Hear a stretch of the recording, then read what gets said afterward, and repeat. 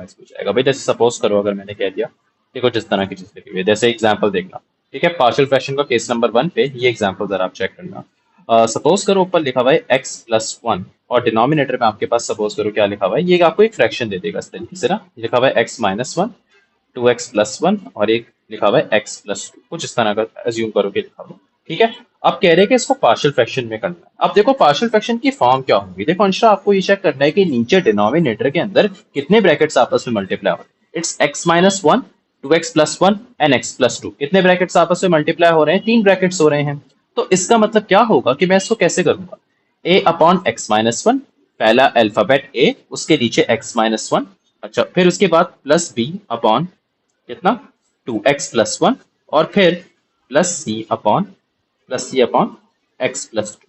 अच्छा ये करने से पहले ना एक चीज डिसाइड कर लेना कि ये फ्रैक्शन प्रॉपर फ्रैक्शन है या फिर ये एक इम्प्रॉपर फ्रैक्शन। ओके, अभी ये फ्रैक्शन कौन सा है, this is a proper fraction. इसकी वजह क्योंकि ऊपर न्यूमिनेटर में x के ऊपर पावर 1 है, डिनोमिनेटर में x के ऊपर पावर क्या है, क्यूब है। क्योंकि जब मैं x को और 2x को और इस वाले x को जब मल्टीप्लाई करूंगा ना, तो ये x³ मुझे रिजल्ट देगा। इसका मतलब क्या हुआ कि न्यूमिनेटर की जो हाईएस्ट पावर, मतलब degree of the numerator, degree का मतलब होता है हाईएस्ट पावर जो कि x के ऊपर हो न्यूमिनेटर, ठीक है। मैं अगर मैं न्यूमिनेटर की बात करूं तो डिग्री ऑफ अ न्यूमिनेटर कितनी हो जाएगी, 1, क्योंकि x के ऊपर हाईएस्ट पावर क्या है, 1। और फिर डिनोमिनेटर के अंदर हाईएस्ट पावर क्या है, अगर आप x multiply by x, 2x multiply by x कर दो तो ये मुझे x³ दे देगा। इसका मतलब डिनोमिनेटर में डिग्री कितनी है मेरे पास, क्यूब है, और न्यूमिनेटर में डिग्री कितनी है मेरे पास, 1। तो अगर degree of a numerator is smaller than the degree of the denominator, तो इस तरह के फ्रैक्शन को हम लोग क्या कहते हैं कि ये कौन सा फ्रैक्शन है अंशरा, ये हमारे पास एक प्रॉपर फ्रैक्शन, ठीक है। अदरवाइज अगर ये इक्वल होता है इनकी दोनों की डिग्री, तो ये हमारे पास फिर वो इम्प्रॉपर फ्रैक्शन कहलाया जाता। अभी ये कौन सा फ्रैक्शन है, अभी ये एक मेरे पास प्रॉपर फ्रैक्शन है, ठीक है। अब आपको क्या करना है, नेक्स्ट स्टेप, एक एक आपको फ्रैक्शन को यहाँ से पिक करो। जैसे कि फॉर एग्जाम्पल मैं इस फ्रैक्शन को लिखूंगा a अपॉन, ऐसे लिख दूंगा a/x-1, और a के साथ पता है क्या मल्टीप्लाई कर दूंगा, ये तीनों के तीनों मल्टीप्लाई कर दूंगा, ठीक है। मतलब मैं a के साथ यहाँ पे x-1 भी कर दूंगा, 2x+1 भी कर दूंगा, और x+2 भी कर दूंगा। तो अगर आप देखो तो ये x-1 और x-1 क्या हो गए, कैंसिल आउट हो गए। तो इसका मतलब कि a किसके साथ मल्टीप्लाई हो रहा है, सिर्फ इनके साथ मल्टीप्लाई हो रहा है, 2x+1 एंड x+2। ओके, बात समझ आई इंशरा मेरी यहाँ तक, एनी क्वेश्चन जी सर आगे। आ गई। अच्छा इसी तरीके से हम b के नीचे देखें तो b के नीचे क्या लिखा हुआ है, अगेन आप पूरा फ्रैक्शन उठा के ऐसे लिख दो, b अपॉन कितना 2x+1, ठीक है। और फिर b किसके साथ मल्टीप्लाई हो जाएगा, सेम इंटायर डिनोमिनेटर के साथ b को भी मल्टीप्लाई कर दो, इंटायर डिनोमिनेटर के साथ, जो डिनोमिनेटर जो कि तुम्हारा ओरिजिनल फ्रैक्शन का डिनोमिनेटर है x-1, x-2x+1 एंड x+2, जहां पे 3 ब्रैकेट्स आपस में मल्टीप्लाई हो रहे हैं, तुम सारे अल्फाबेट को उससे मल्टीप्लाई कर देगा, मतलब x-1, 2x+1 एंड x+2। तो अब देखो यहाँ पे 2x+1 क्या हो गए, कैंसिल आउट हो गए। इसका मतलब कि मेरा b किसके साथ मल्टीप्लाई हो रहा है, x+2 के साथ मल्टीप्लाई हो रहा है। तो मैं यहाँ पे लिख दूंगा x+2। ओके परफेक्ट, समझ आ गई। इसी तरीके से मैं लिखूंगा प्लस c, और c के नीचे देखो क्या है, x+2 है, तो c के साथ भी आप इंटायर डिनोमिनेटर मल्टीप्लाई कर दो, 2x+1 एंड देन x+2, और इसके डिनोमिनेटर में क्या लिखा हुआ है, इसके डिनोमिनेटर में भी x+2 भी लिखा हुआ है, ये देखो। ओके, x+2 क्या हो गए, कैंसिल आउट हो गए, तो आपके पास क्या बचा, आपके पास वही बच गए, ये देखो। समझ आ गई, एनी क्वेश्चंस यहाँ तक। और इसको फिर किसके इक्वल कर दोगे, इसको तुम इक्वल कर दोगे x+1 के। अंशरा पूछो, कोई क्वेश्चंस है, नहीं सर मेरा नहीं। ठीक है क्लियर है। अब आपको सपोज करो कि अगर अब 3 अल्फाबेट्स मुझे फाइंड आउट करने हैं ना, ए बी और सी। अब अज्यूम करो कि मुझे ए निकालना है, if I have to find the value of A, तो इसका मतलब क्या हुआ, मुझे बी और सी दोनों अल्फाबेट को 0 बनाना पड़ेगा, ऐसा ही है ना C. If I have to identify the value of B and C, I have to if I have to identify the value of A, तो इसका मतलब मुझे बी और सी को क्या करना पड़ेगा, 0 करना पड़ेगा, ठीक है। मतलब बी और सी को जब आप 0 कर दोगे तो फिर आप सुकून से ए की वैल्यू निकाल दोगे।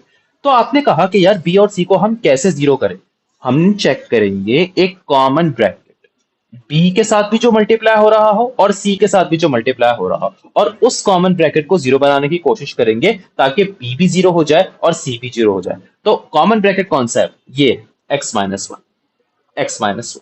तो इसका मतलब क्या हुआ, अगर मैं बोलूं कि इस ब्रैकेट को 0 बनाने के लिए x की वैल्यू मुझे क्या रखनी पड़ेगी, x की वैल्यू मुझे 1 रखनी पड़ेगी, 1 रखनी पड़ेगी।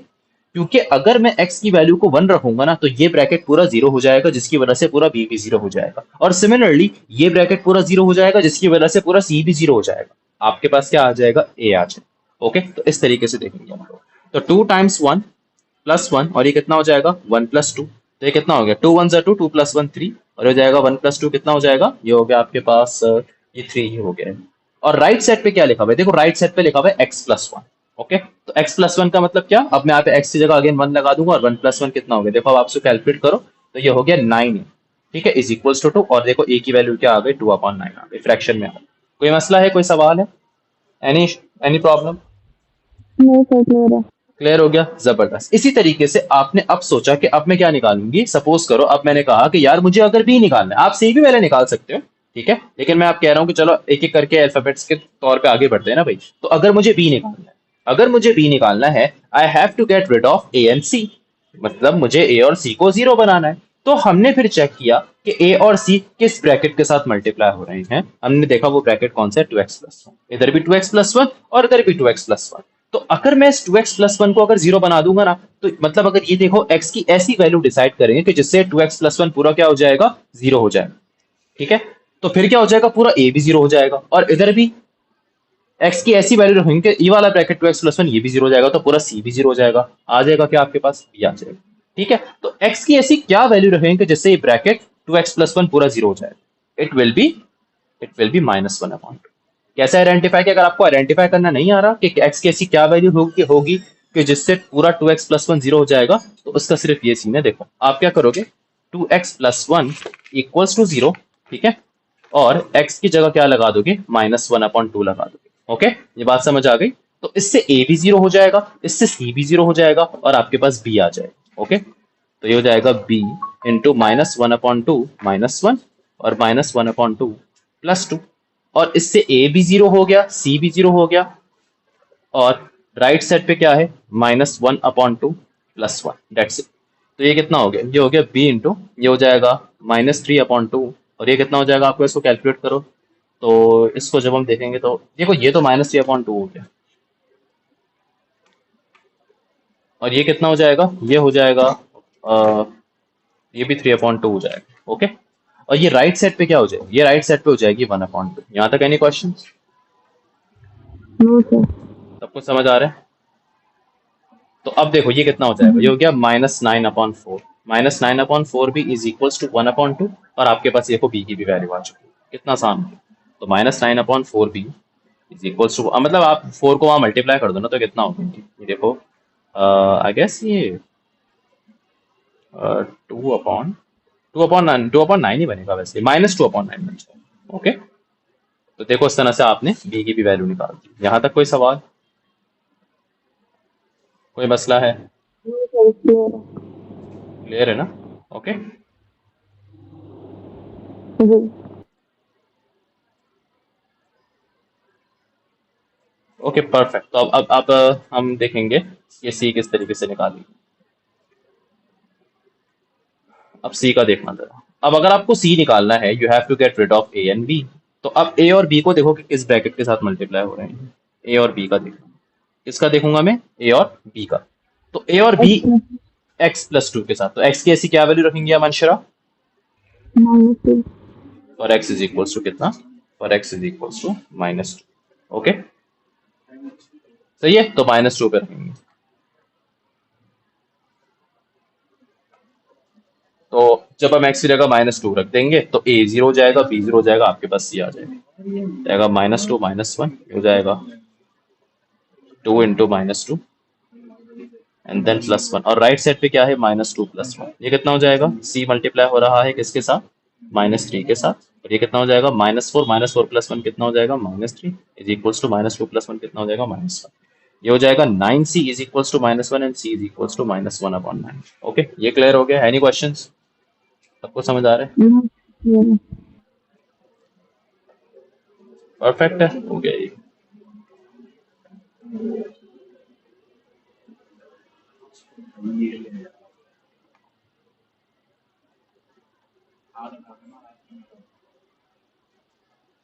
ओके, तो परफेक्ट। तो एक मैंने करवा दिया आपको एक एग्जांपल, तो ये केस नंबर पूरा 1 था, सही है। And now let's move on to case number 2। ठीक है, तो हम केस नंबर 2 की तरफ बढ़ते हैं। अच्छा एक मिनट बस रुकना। कंटिन्यू करते हैं। हो गया ये समझ आ गया भी यहाँ तक। अब केस नंबर 2 पे आ जाओ। अब केस नंबर 2 पे आता है। ठीक है, अब आ जाए केस नंबर 2 की तरफ। तो द केस नंबर 2। अब देखो, अभी तक मैंने केस नंबर 1 जो करवाया आपको, केस नंबर 1 जो मैंने अभी तक करवाया, केस नंबर 1 पे क्या था? देखो, केस नंबर 1 पे यही था कि जितने भी ब्रैकेट्स डिनोमिनेटर में जब मल्टीप्लाई हो रहे होंगे तो कहीं पर भी पावर स्क्वायर नहीं हो। ठीक है, कहीं पे आपको पावर नजर आई होल स्क्वायर, या कहीं अंदर स्क्वायर नजर आया आपको, बस आपस में ब्रैकेट्स मल्टीप्लाई हो रहे थे, ऐसे ही। देखो अंशुला, ऐसा ही था भाई सीन। जैसे x-1, कहीं पर भी x² - 1 नहीं लिखा हुआ है, x-1 का होल स्क्वायर लिखा हुआ नहीं है। तो इस तरह के केस को हम लोग क्या बोलेंगे? Case number 1। लेकिन केस नंबर 2, अब पता है क्या होगा? केस नंबर 2 सुनना, आपके पास आ जाएगा होल स्क्वायर। जैसे कि अज्यूम करो, अगर यहाँ पे लिखा हुआ आ गया 2x अपॉन, मैंने यहाँ पे सिर्फ 2x लिख रहा हूँ। ठीक है, चलो 2x+1 कर देते हैं इसको। 2x+1, x+1 ही लिख दो, कुछ भी। मैं एग्जाम्पल क्वेश्चन दे रहा हूँ ना यार ये आपको। तो नीचे क्या लिखा हुआ है? x-1 का होल स्क्वायर, और सपोज करो लिखा हुआ है x+2। ओके, अब ये आपके पास एक पूरा पार्शियल फ्रैक्शन है। अब आप यहाँ पे नोटिस करो कि मेरे पास जो ब्रैकेट है उसके ऊपर क्या लगा हुआ है? होल स्क्वायर लगा हुआ है। तो जब भी एक होल स्क्वायर आएगा ना, तो समझ जाना कि ये कौन सा है? ये आपके पास एक केस नंबर 2 वाला पार्शियल फ्रैक्शन है। और पहले तो आप डिसाइड करो कि ये कौन सा फ्रैक्शन होगा, will it be a proper fraction या फिर इन प्रॉपर फ्रैक्शन। तो मैंने चेक किया कि न्यूमिनेटर की हाईएस्ट पावर क्या है? 1, मतलब the degree of the numerator. उसके बाद मैंने चेक किया degree of the denominator. Degree of denominator कितनी है? अगर आप इससे एक्सपेंड करोगे ना, तो x² मिलेगा, और वो इस राइट साइड के साथ मल्टीप्लाई होकर x³ दे देगा। इसका मतलब डिनोमिनेटर की डिग्री 3 है, न्यूमिनेटर की डिग्री 1 है। तो degree of a numerator is less than the degree of the denominator, such fractions are known as improper, sorry, proper fractions. Okay, degree of a numerator is less than the degree of the denominator, such fractions are called proper fractions। Anshara, बात समझ आ गई? ये चीज हम पढ़ते हुए आ रहे हैं। अब आपको पता है इसकी फॉर्म क्या होगी? बहुत गौर से सुनना इसकी फॉर्म। देखो, सबसे पहले अल्फाबेट आपने लिखा। अब आप देखो कि अंशरा नीचे कितने ब्रैकेट्स आपस में मल्टीप्लाई हो रहे हैं, बताओ कितने ब्रैकेट्स हैं? 2।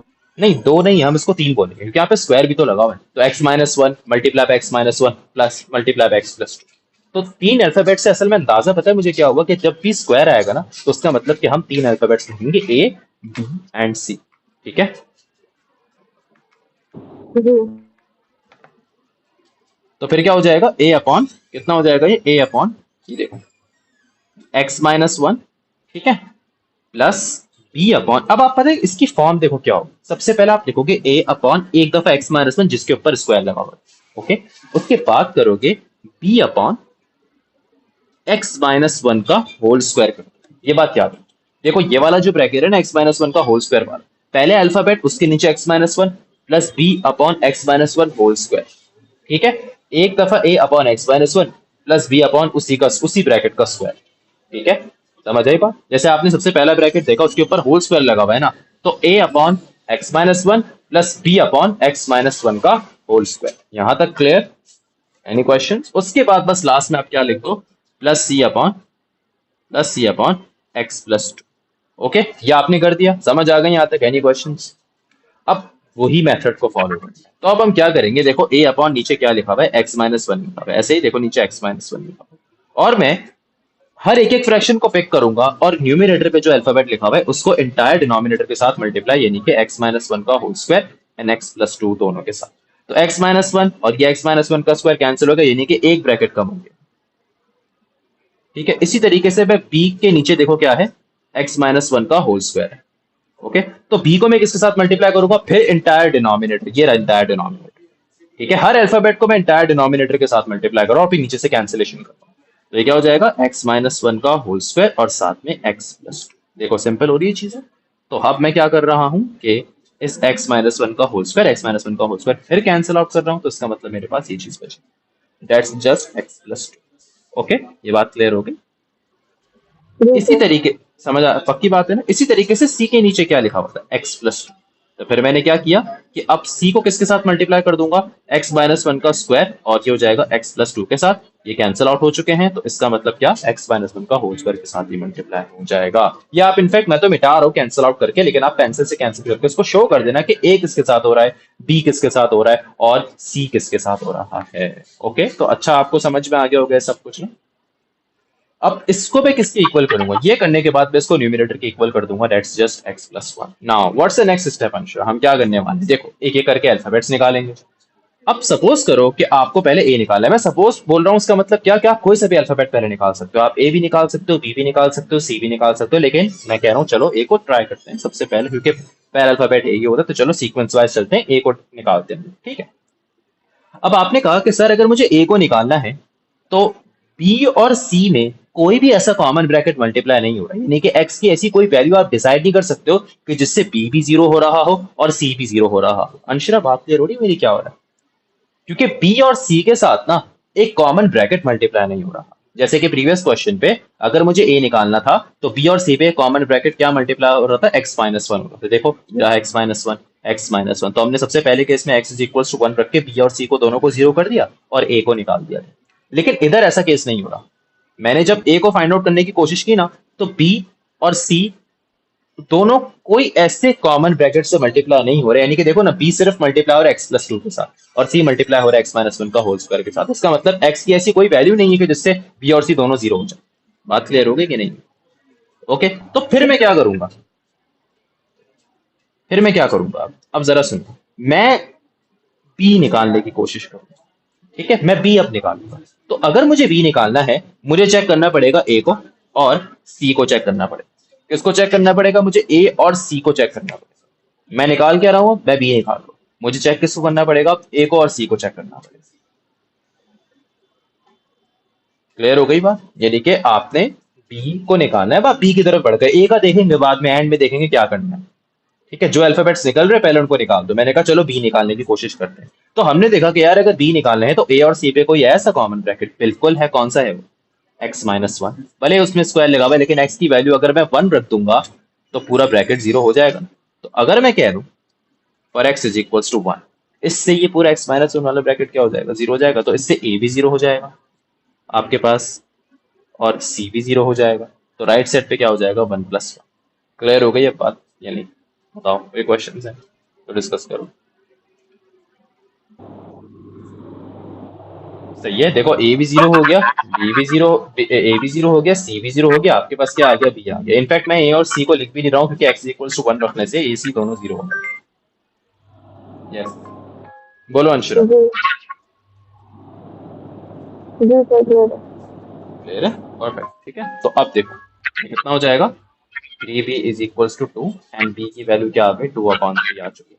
अच्छा, अब इसी तरीके से अब मैं सोचता हूँ कि यार चलो अब एक काम करते हैं, let's find the value of C. अब क्योंकि ए का तो हम एंड में देखेंगे, अगर ए नहीं हो रहा ना भाई, अगर ए नहीं निकल पा रहा तो हम पहले दूसरे अल्फाबेट निकाल लेते हैं। अगर मुझे सी निकालना है, so now then I have to look for the common brackets in A and B.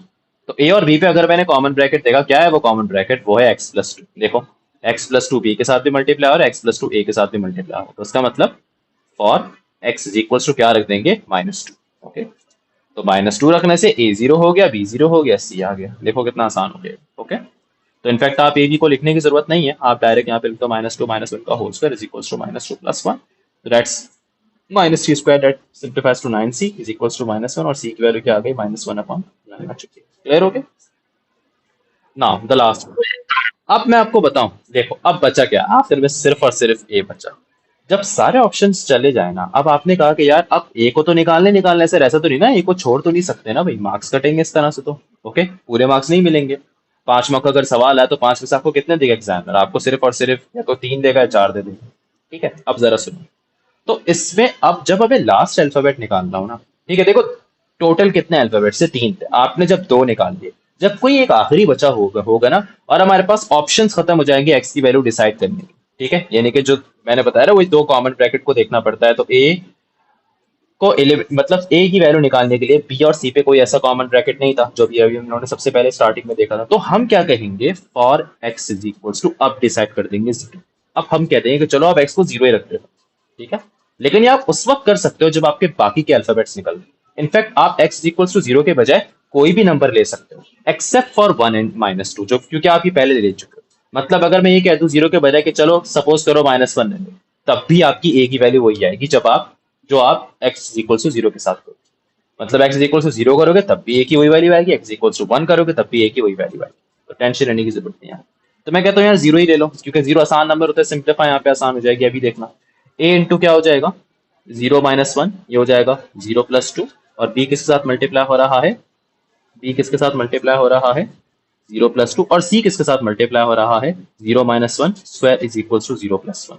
ठीक है, अब इसको सिंप्लीफाई करो अंशा, तो क्या हो जाएगा 0-1 होता है -1, 0+2 कितना होगा 2, 0+2 कितना हो जाएगा 2, तो ये हो जाएगा b times 2 is 2b। Okay, it will B 2b। 0-1 -1 का होल स्क्वायर +1, तो ये हो जाएगा +c, राइट साइड पे है 1, ये हो जाएगा -2a + 2b + c is equals to कितना हो गया 1। अब आप देखो, आपने b और c की वैल्यू तो निकाली है ना, तो ये हो गया -2a + 2 इंटू b की वैल्यू रख दो 2/3 और c की वैल्यू रख दो -1/9 इज इक्वल्स टू 1। अंशरा को सिंप्लीफाई करो, आंसर आ जाएगा।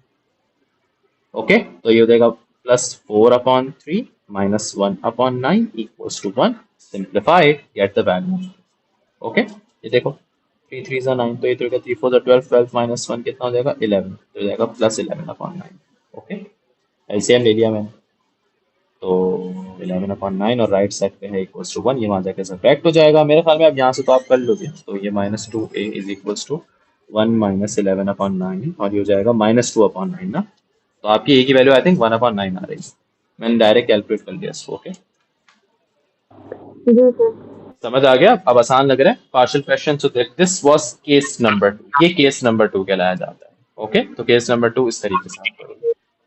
चलो अंशरा, आप एक काम करो, अब एक एग्जाम्पल क्वेश्चन आपको मेरे लिए सॉल्व करना है, और एग्जाम्पल क्वेश्चन मैं देखता हूँ, अगर वेबसाइट चल गई तो पास पेपर्स के आपको दे देता हूँ।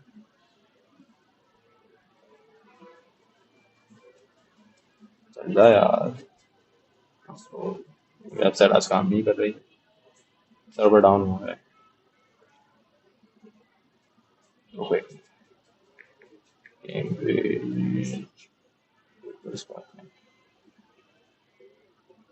नहीं, इट्स नॉट वर्किंग। आज भी चलिए, वरना तो हमेशा चल रही होगी यार। I don't know what happened. चलो नेवर माइंड, लीव इट। हम लोग मैं फिर एग्जांपल क्वेश्चन आपको, बल्कि मैंने लास्ट क्लास के जो कुछ कॉपी पेस्ट किए थे शायद वो होंगे, तो उसको जरा आप चेक करो। जैसे कि ये क्वेश्चन, चलो आपको एक्सप्रेस करना है इसको पार्शियल फ्रैक्शन के अंदर, तो अंशरा फटाफट से सवाल करो। ये मेरे सारे स्टूडेंट्स ने किया था लास्ट क्लास में, ठीक है, तो ये अब आप भी करो, मुझे करेक्ट आंसर चाहिए। 1+2x, ठीक है, प्लस b अपॉन हो जाएगा ये 2-x plus c upon 2-x का होल स्क्वायर। ये बात समझ आ गई? देखो, पहले b अपॉन 2-x, फिर c अपॉन 2-x का होल स्क्वायर, a अपॉन पहला ब्रैकेट, b अपॉन दूसरा ब्रैकेट, c अपॉन उसी ब्रैकेट का होल स्क्वायर। यहाँ तक कोई क्वेश्चन मसला? नहीं सर। अब आपको क्या करना है, a को नीचे, a के नीचे 1+2x लिखा हुआ है ना, तो a को हम इंटायर डिनोमिनेटर से मल्टीप्लाई कर देंगे, जो कि क्या है 1+2x और 2-x का होल स्क्वायर। इसी तरीके से b के नीचे क्या लिखा हुआ है, देखो 2-x, तो b के नीचे अगर मेरे पास 2-x लिखा हुआ है, ठीक है, तो मैं क्या कर दूंगा, पूरे डिनोमिनेटर से मल्टीप्लाई कर दूंगा। अच्छा, इसके नीचे भी मैं लिखना भूल गया, a के नीचे क्या था 1+2x था ना, सॉरी मैं इसको लिखना भूल गया। तो अब आप देखो यहाँ पे क्या करोगे, 1+2x 1+2x को कैंसिल आउट कर दोगे, तो इसका मतलब कि a किसके साथ मल्टीप्लाई हो रहा है, सिर्फ और सिर्फ 2-x का होल स्क्वायर के साथ मल्टीप्लाई। और आपने भी अंशरा यही किया है इसी तरीके जी से। सर, यहाँ तक सही है। 1+2x है और इसके बाद क्या है 2-x का, ये देखो होल स्क्वायर है। ओके, तो आपने कहा कि एक 2-x कैंसिल आउट हो जाएगा, इसका मतलब कि b इसके साथ मल्टीप्लाई हो रहा है। सही है, तो यहाँ तक भी मुझे लग रहा है आपका सही होगा। जी सर।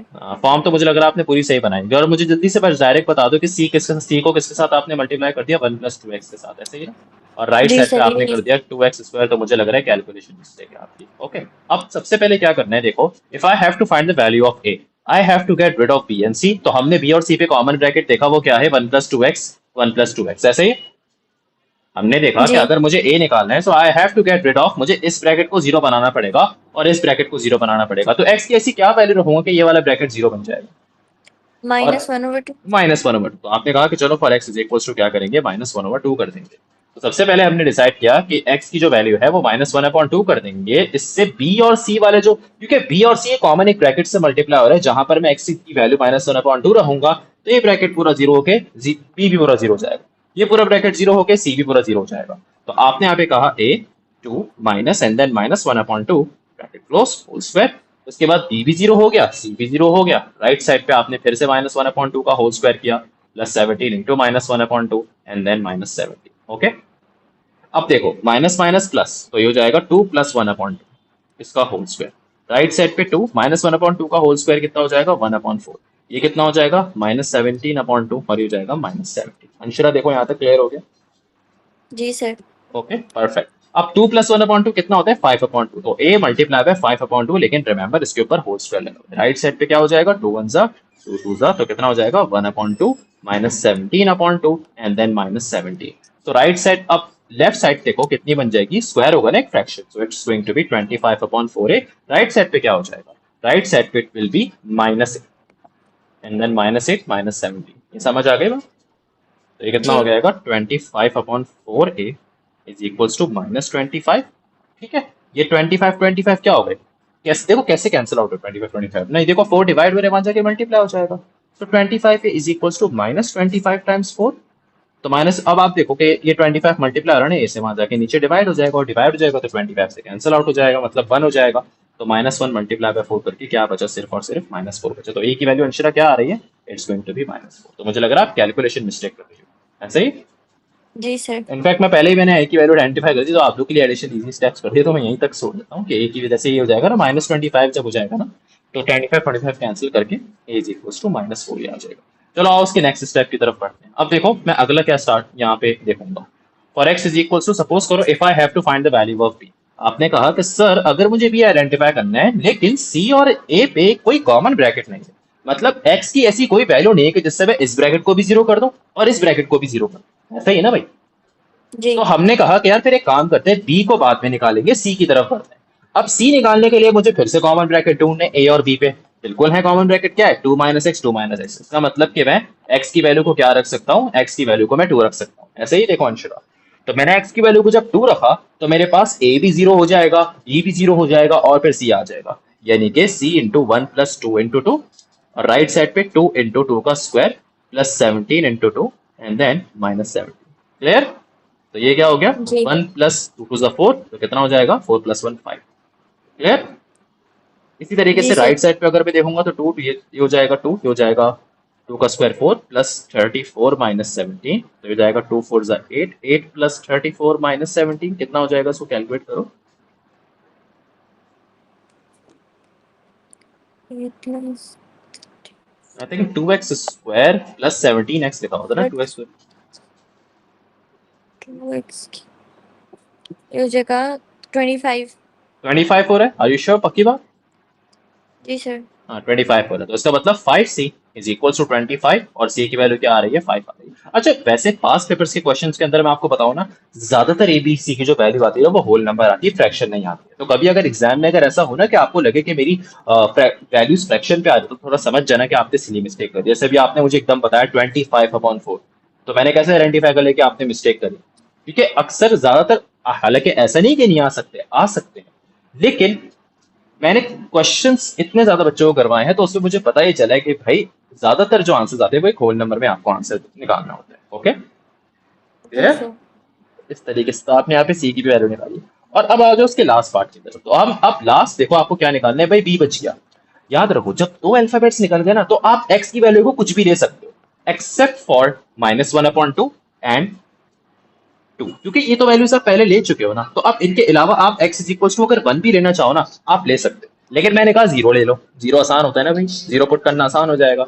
तो ये हो जाएगा देखो for x is equal to 0। तो हम अगर 0 रखेंगे यहाँ पे तो अब आप सब जगह 0 रख दो x की जगह, तो a × 2 - 0 उसका स्क्वायर, ये क्या हो जाएगा आगे b × 1 + 2 × 0 इज 0, तो सिर्फ 1 ही बचेगा।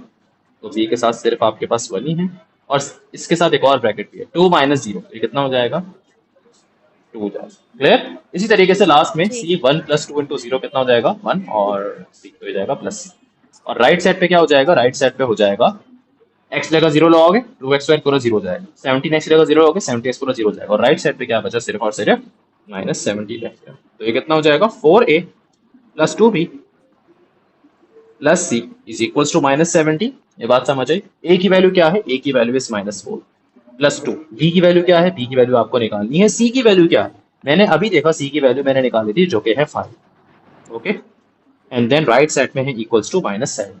तो कितना हो जाएगा ये -16 + 2b + 5 इक्वल्स टू -70 कितना हो जाएगा। अब इसको आपको कैलकुलेट करना है और ये आप इजीली अब सॉल्व करेंगे। तो 2b ये कितना हो जाएगा, -11 इज इक्वल्स टू -17, ये वहां जाके +11 हो गया, तो 2b is equals to -17 +11, and ये हो गया -6 इज इक्वल्स टू 2b, और b की वैल्यू क्या आ गई आपके पास, -3 आ चुकी है। ओके अंशरा, देखो समझ आ गया, कोई प्रॉब्लम है इसमें?